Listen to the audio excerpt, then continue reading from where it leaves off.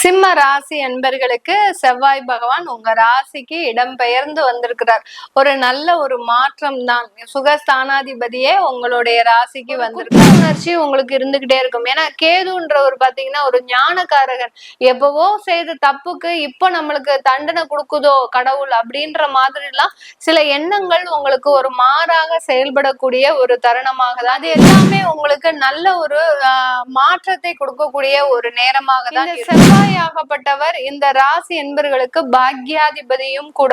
அந்த பாக்ய ஸ்தானாதிபதி உங்களுடைய ராசியிலேயே கேதுவோட சேர்ந்து இருக்கிறதுனால கண்டிப்பாக இந்த காலகட்டம் உங்களுக்கு நன்மைகள் சில வழக்குகளோடு சில துன்பங்களோடு சேர்ந்து வருவதற்குண்டான ஒரு நேரமாக இருக்கும்.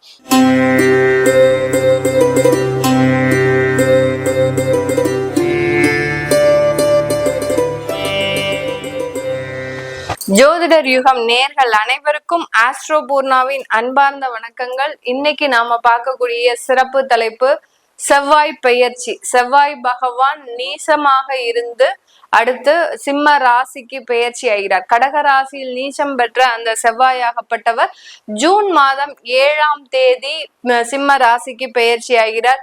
இது கிட்டத்தட்ட ஒரு 60 நாட்களுக்கு ஜூலை 29ஆம் தேதி வரை இந்த செவ்வாயாகப்பட்டவர் பெயர்ச்சி ஆகிறார். இந்த 60 நாட்கள்ல கிடைக்கக்கூடிய பலன்கள் மாற்றங்கள் ஒவ்வொரு ராசி என்பவர்களுக்கும் என்ன மாதிரியான ஒரு திருப்பங்கள் இருக்க போகுதுன்றதுதான் இந்த பதிவுல தெளிவா பார்க்க போறோம். இந்த சேனல்ல முதல் முறையா பாக்குறீங்க அப்படின்னா சப்ஸ்கிரைப் பண்ணிக்கோங்க. பெல் பட்டன்ல ஆல் ஆப்ஷன் சூஸ் பண்ணீங்கன்னா உங்களுக்கு என்னுடைய அடுத்தடுத்த பதிவுகள் நோட்டிபிகேஷனா வரும். சிம்ம ராசி அன்பர்களுக்கு செவ்வாய் பகவான் உங்க ராசிக்கு இடம்பெயர்ந்து வந்திருக்கிறார். ஒரு நல்ல ஒரு மாற்றம் தான். சுகஸ்தானாதிபதியே உங்களுடைய ராசிக்கு வந்திருக்கிறார். சிம்ம ராசிக்கு அதிபதி சூரியன். சூரியனுடைய இடத்துல செவ்வாய் வராரு. செவ்வாயும் சூரியனும் கலந்த ஒரு சேர்க்கை தான். இதை நம்ம எடுத்துக்கலாம். இந்த காலகட்டம் உங்களுக்கு கொஞ்சம் ஒரு விறுவிறுப்பான ஒரு செயல்பாடுகள், நல்ல ஒரு திடீர்னு ஒரு முடிவெடுக்கிறது, ஒரு சொன்ன மாத்திரத்திலேயே சில விஷயங்கள்லாம் செய்யக்கூடிய ஒரு நேரமாக இருக்கும். ரொம்ப வருஷம் கழிச்சு இந்த சிம்ம ராசி அன்பர்கள் ரொம்ப சுறுசுறுப்பாக செயல்படக்கூடிய ஒரு நேரம். அதாவது எவ்வளவோ நல்ல ஒரு வசதி வாய்ப்புகள் இருந்தும் நல்ல ஒரு ஆளுமை திறன் இருந்தும் எல்லாமே அடங்கி போய் எஞ்சான் உடம்ப ஒரு ஜானா மாற்றிக்கிட்டு இந்த சிம்ம ராசி அன்பர்கள் தன்னுடைய உறவினர்கள் கிட்ட, அடுத்து தன்னை சார்ந்த நண்பர்கள் கிட்ட ஒரு அவமானப்பட்டு அசிங்கப்பட்டு வாழ்ந்த வாழ்க்கை இந்த 2 மாதங்களுக்கு ஒரு வேற்று பாதையாக, ஒரு மாற்று பாதையாக இருக்கக்கூடிய ஒரு நேரமாக தான் இருக்க போகுது. யார பத்தியும் எதுவுமே நீங்க ஒரி பண்ணிக்காம நீங்க உங்களுடைய லைஃப பாத்துக்க கூடிய ஒரு நேரம், ஒரு செல்ஃப் டெவலப்மெண்ட் அப்படின்ற ஒரு அமைப்பு இருக்கக்கூடிய ஒரு நேரமாக தான் இந்த சிம்ம ராசி என்பவர்களுக்கு இருக்க போகுது. ஏன்னா இவர்களுடைய குணங்களே பாத்தீங்கன்னா சட்டுன்னு முடிவெடுத்து சட்டுன்னு ஒரு அமைப்பை தேடக்கூடிய ஒரு குணமாக தான் இருக்கும். யாரு என்னன்னெல்லாம் பார்க்க மாட்டாங்க. ரொம்ப ஸ்ட்ரெயிட் ஃபார்வர்டா இது தப்புனா தப்பு, கரெக்டுனா கரெக்ட் அப்படின்ற மாதிரியான ஒரு குணங்களை உடையவர்களாக தான் இருப்பாங்க. அதே மாதிரி பஞ்சுவாலிட்டி ரொம்ப முக்கியம். இந்த நேரத்துல இந்த இடத்துக்கு வரணும் அப்படின்னா வந்துடணும். வரலன்னா அந்த ப்ராஜெக்டே கேன்சல் பண்ணிடுவாங்க. அந்த இடத்துல இவர்களுக்கு வரக்கூடிய கோபமும் பாத்தீங்கன்னா மிகவும் அபரிமிதமாக இருக்கும். இவர்களுக்கு கீழே வேலை செய்யறவங்க எல்லாம் இவங்க கிட்ட வேலை செய்யறதுக்கே ரொம்ப பயப்படுவாங்க. அந்த அளவிற்கு ரொம்ப டிசிப்ளினை எதிர்பார்க்கக்கூடியவர்கள் நம்ம இந்த சிம்ம ராசி என்பர்கள் தான். அந்த டிசிப்ளினும் அந்த ஒரு கட்டமைப்பும் கடந்த காலத்துல எல்லாமே அவிழ்ந்து போச்சு. எல்லாமே நான் விட்டுட்டேன் மேடம், இதனால எனக்கு நிறைய பிரச்சனைகள் தான் வருது. நான் டிசிப்ளினா இருந்து மட்டும் என்ன பிரயோஜனம்? என்னை சார்ந்தவர்களும் என்னை சுற்றி இருக்கிறவர்களும் இருக்கணும்னு நான் எதிர்பார்க்கிறேன். ஆனா அதெல்லாம் எதுவுமே நடக்க மாட்டேங்குது அப்படின்ற மாதிரியாக சில தோல்விகளை சந்தித்து அதிலிருந்து எல்லாம் வெளியில வரக்கூடிய இந்த சிம்ம ராசி என்பவர்களுக்கு மீண்டும் நம்ம கிரகங்கள் சும்மா விடுமா? மீண்டும் அந்த குணங்களை வெளியில வரக்கூடிய ஒரு டைமாக தான் இந்த செவ்வாய் பயிற்சி இந்த சிம்ம ராசி என்பவர்களுக்கு இருக்க போடும். சுறுசுறுப்பா நல்ல சில வேலைகளை செய்யக்கூடிய ஒரு தருணம். படுத்துட்டு இருந்த தொழில நல்ல ஒரு முன்னேற்றத்திற்கு கொண்டு வரக்கூடிய ஒரு தருணம். தொழில் ஜாம்பவான்களாக இருந்த சிம்மராசி என்பவர்கள் அந்த தொழில்ல நிறைய கடன் வாங்கி அவஸ்தப்பட்டிருக்கிறீங்க.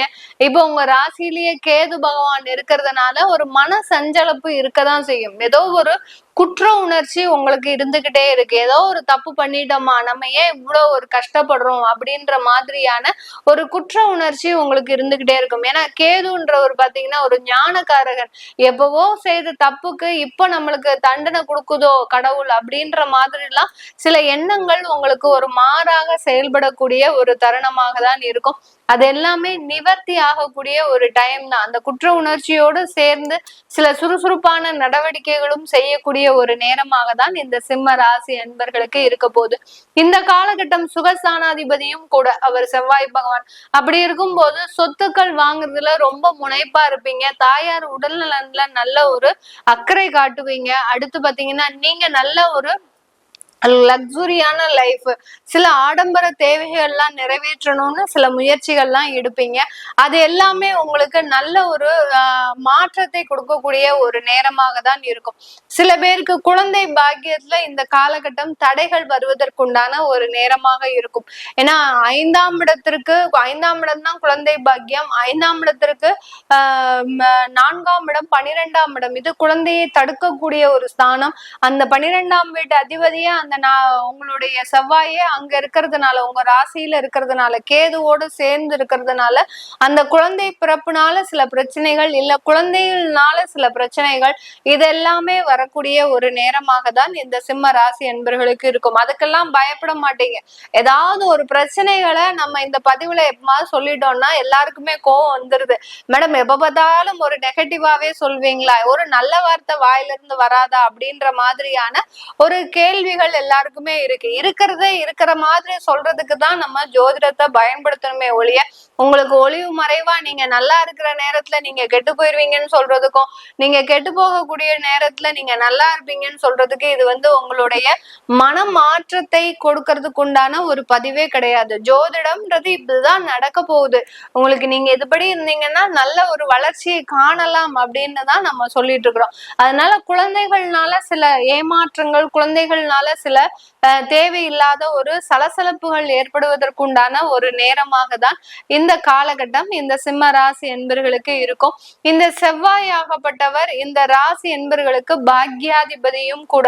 அந்த பாக்ய ஸ்தானாதிபதி உங்களுடைய ராசியிலேயே கேதுவோட சேர்ந்து இருக்கிறதுனால கண்டிப்பாக இந்த காலகட்டம் உங்களுக்கு நன்மைகள், சில வழக்குகளோடு சில துன்பங்களோடு சேர்ந்து வருவதற்குண்டான ஒரு நேரமாக இருக்கும். இப்போ அதாவது குடும்பத்திலேயே ஏதோ ஒரு பிரச்சனைகள் இருக்கு, விவாகரத்து வரைக்கும் அந்த திருமண உறவுகள் பிரிஞ்சிருச்சு அப்படின்ற பட்சத்துல எப்படியாவது நமக்கு விவாகரத்து வந்துடணும், அதுக்கடுத்து நம்மளுடைய வாழ்க்கை நல்லா இருக்கணும் அப்படின்ற ஒரு எதிர்பார்ப்பு இந்த ராசி என்பர்களுக்கு இருக்கும். கண்டிப்பாக இந்த காலகட்டம் அந்த விவாகரத்தோடு சேர்ந்த ஒரு மறுமண வாழ்க்கைன்றது இந்த ராசி என்பர்களுக்கு இருக்குது. அதனால்தான் சொன்னேன், ஒரு துன்பத்தோட சேர்ந்த ஒரு நன்மைகள் இந்த ராசி என்பர்களுக்கு இந்த 60 நாட்கள்ல கிடைக்கிறதுக்கு உண்டான ஒரு நேரமாக இருக்க போகுது. இந்த மாதிரியாக அந்த பாக்யாதிபதி இந்த ராசி என்பர்களுக்கு ஒரு நல்ல ஒரு நிவர்த்தியை, ஒரு நல்ல ஒரு மாற்றத்தை, நல்ல ஒரு வேலை வாய்ப்புகளை கொடுக்கக்கூடிய ஒரு தருணமாக தான் இந்த ராசி என்பர்களுக்கு இருக்கும். இந்த 60 நாட்கள்ல நீங்க துரிதமாக செயல்படக்கூடிய ஒரு நேரம். உங்களுடைய வளர்ச்சி, சொத்துக்கள் சேர்க்கிறது, அடுத்து பாத்தீங்கன்னா புதிதாக வீடு வாங்குறது, ஒரு வேலை இடமாற்றம் செய்யறது, உங்களுடைய வீடையே பாத்தீங்கன்னா ஒரு இடமாற்றம் செய்யறது, இது எல்லாமே செஞ்சுக்கோங்க.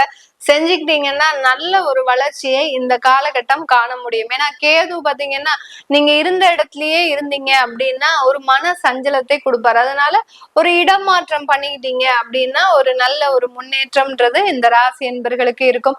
இது எல்லாமே நம்ம கோச்சார நிலவரப்படி பலன்களை கணிச்சு சொல்லிட்டு இருக்கிறோம். உங்களுடைய தசாபுத்தி பலன்களை பார்க்கணும் அப்படின்னு விருப்பப்படுறவங்களும், உங்களுடைய குழந்தைகளுக்கு நியூமராலஜி படி பெயர் வைக்கணும், அடுத்து பாத்தீங்கன்னா குழந்தைகளுக்கு ஜாதகம் எழுதணும் அப்படின்னு விருப்பப்படுறவங்களும் கீழே இருக்கிற நம்பருக்கு வாட்ஸ்அப்ல அப்பாயின்மெண்ட் வாங்கிக்கிட்டு நீங்க என்கிட்ட கன்சல்ட் பண்ணிக்கலாம். உங்களிடமிருந்து விடைபெறுவது உங்கள் ஆஸ்ட்ரோ பூர்ணா. நன்றி, வணக்கம்.